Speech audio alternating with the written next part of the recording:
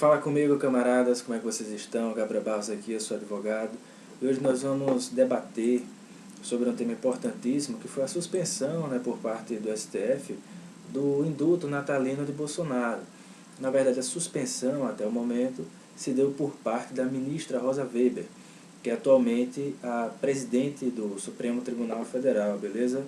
Antes de começar o vídeo, camaradas, eu peço que vocês, por favor, curtam, comentem, se inscrevam no canal, que é para dar aquela velha força, certo? Vamos aí melhorar cada vez mais e eu conto com o apoio de vocês, beleza? Então vamos aqui, certo?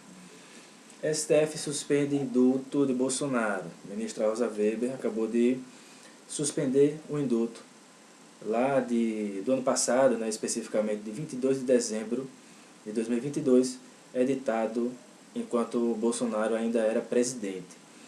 O que é que acontece? O decreto é de número 11.302, certo? E aí, é importante que se diga, viu? A ministra Rosa Weber, ela decidiu, primeiro porque ainda não foi feita a abertura do ano judiciário, o STF como um todo ainda não voltou, portanto, o relator do caso, que é o ministro Luiz Fux, não está ainda presente. O plenário não votou como um todo, então, segundo o regimento do STF, isso está na decisão, eu vou deixar a decisão aqui. Camaradas, sempre leiam a decisão, aquilo que realmente interessa, não só o que está veiculado em notícias, certo? Vou deixar a decisão. O regimento do STF, então, estipula esse dever ao presidente, porque existe um princípio constitucional chamado princípio da inafastabilidade da jurisdição, é dizer, o judiciário não pode se abster de decidir. Então chegou um caso, foi provocado, tem que decidir. E cabe, nesse caso específico, a presidência, que é hoje ocupado pela ministra Rosa Weber. E aí o que é que ocorre? Primeiro, o judiciário é sempre provocado. Já falei aqui, o STF não age em regra de ofício.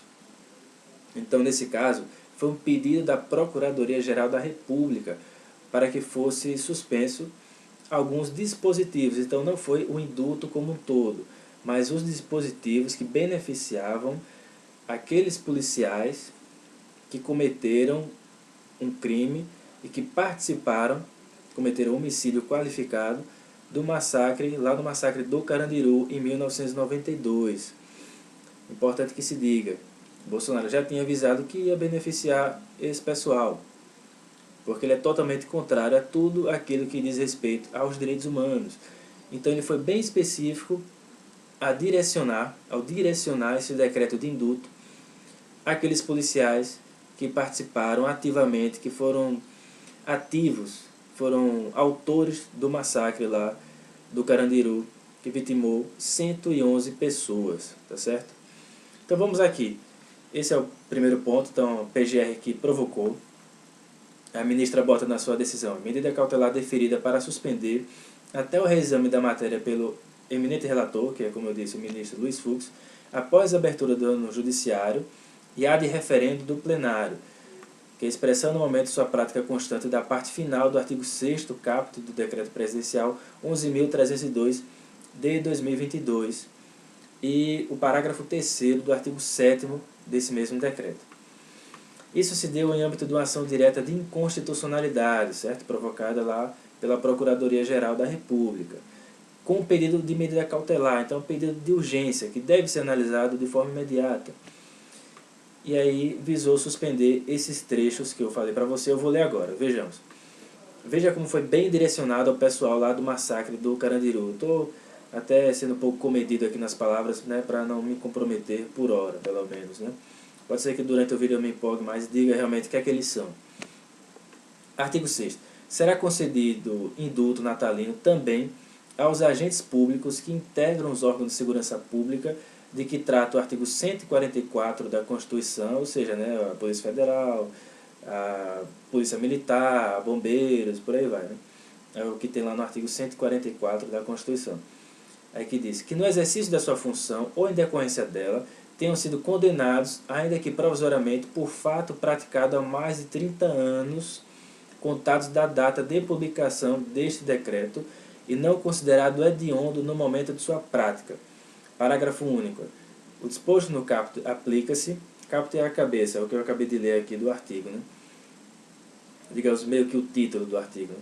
É o disposto no caput aplica-se ainda às pessoas que, no momento do fato, integravam os órgãos de segurança pública de que trata o artigo 144 da Constituição na qualidade de agentes públicos. Veja como foi bem direcionado aos policiais e militares que participaram do massacre. Artigo 7º, que está aqui, que foi suspenso também, né? O indulto natalino concedido nos termos do disposto neste decreto não abrange os crimes. Inciso 2. Praticados mediante grave ameaça ou violência contra a pessoa ou com violência doméstica e familiar contra a mulher. Parágrafo 3º. A vedação constante no inciso 2, que é esse que eu acabei de ler, do caput deste artigo não se aplica na hipótese prevista no artigo 6º. Aí vamos aqui. O grande ponto da discussão jurídica desse caso reside na seguinte questão. É saber se o decreto de indulto, se ele pode abranger crimes hediondos que, na qualidade ou na data do fato delituoso, não eram previstos em lei como tal. E se o indulto pode ser levado a efeito em favor de condenados por crimes considerados de lesa humanidade no plano internacional. Porque houve a observação tanto da Comissão Interamericana de Direitos Humanos, assim como da OEA, a Organização dos Estados Americanos, para que o Brasil tomasse providências em relação ao caso do Carandiru, o caso do massacre do Carandiru. Aí sustenta que o decreto de indulto ele não pode ser concedido a crimes que, isso é a PGR, né? Sustentando que o decreto de indulto não pode ser concedido, a crimes que, no momento de sua edição, configuram delitos qualificados pela nota da hediondez, pouco importante se, na data do cometimento do crime, assim não eram definidos. Vejamos aqui.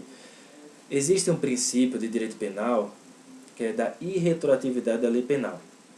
O que acontece? Existe a lei de crimes hediondos, que é de 1990. A data do fato do massacre do Carandiru foi em 92. Acontece que o homicídio qualificado só foi colocado na hediondez, qualificado como hediondo, como crime hediondo, em 1994. Então, na data do fato lá do massacre do Carandiru, ainda não era considerado como crime hediondo, certo? E aí, em tese, a partir do princípio da irretroatividade da lei mais gravosa, que não pode retroagir para prejudicar o réu, não haveria a possibilidade, portanto, de você punir e tipificar como um crime hediondo, já que na data do fato, o massacre do Carandiru, aquele homicídio qualificado, não era considerado crime hediondo, certo? Então, o Bolsonaro ele fez questão de colocar aqui no decreto que não poderia ser crime hediondo, já que a Constituição também, no seu artigo 5º, veda a graça ou anistia, né, que a graça é o gênero da qual o indulto é uma espécie, certo? Isso o STF já consolidou esse posicionamento. Então, veda que a graça ou anistia seja concedido para crimes hediondos, de terrorismo, tráfico e por aí vai, certo? Então não pode haver um indulto para crimes hediondos. Mas o que acontece que a PGR está argumentando aqui? Na data do decreto, que foi do ano passado, 2022, o crime de homicídio qualificado já é considerado crime hediondo. Portanto, segundo algumas decisões do STF, conforme juntou aqui no pedido na Procuradoria-Geral da República, de turma, né, do STF, alguns habeas corpus, decidiu que o que vale é realmente o decreto de quando o decreto é lançado. Então, se hoje o decreto é lançado e o homicídio qualificado é considerado hediondo, então, para todos os fins, é hediondo. Então, ele não pode ser abarcado pelo decreto, ele não pode ser beneficiado. Portanto, esse pessoal do massacre do Carandiru não poderia ser beneficiado. É isso que está em jogo aqui. O pedido da PGR consiste basicamente nisso, né? O mérito realmente da questão. E aí, isso vai ser, por enquanto, a ministra ela suspendeu corretamente, porque é algo urgente, de fato, e que não pode ser, ela não pode se abster da decisão, e a decisão, ao meu ver, foi correta.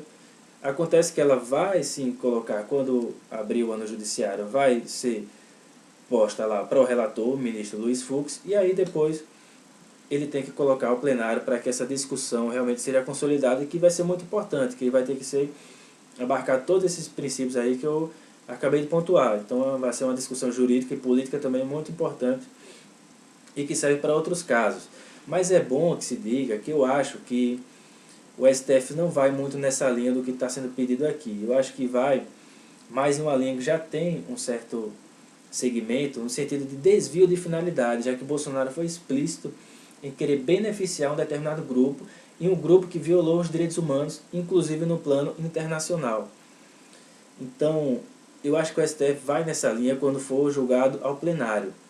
Não vai abarcar no sentido do princípio da irretroatividade da lei mais gravosa, lá do direito penal. Embora já tenha algumas decisões, só que tem outras decisões também que destoam disso. Então, quando o plenário for julgar, eu acho que vai nessa linha, já que tem um desvio de finalidade, porque embora um decreto presidencial seja assim discricionário, ele não pode tudo, e o STF já tem decidido nesse sentido. Lembremos também no caso de um decreto lá de Temer, que estava beneficiando alguns grupos, ou grupo específico do colarinho branco, né, de corrupção e tudo.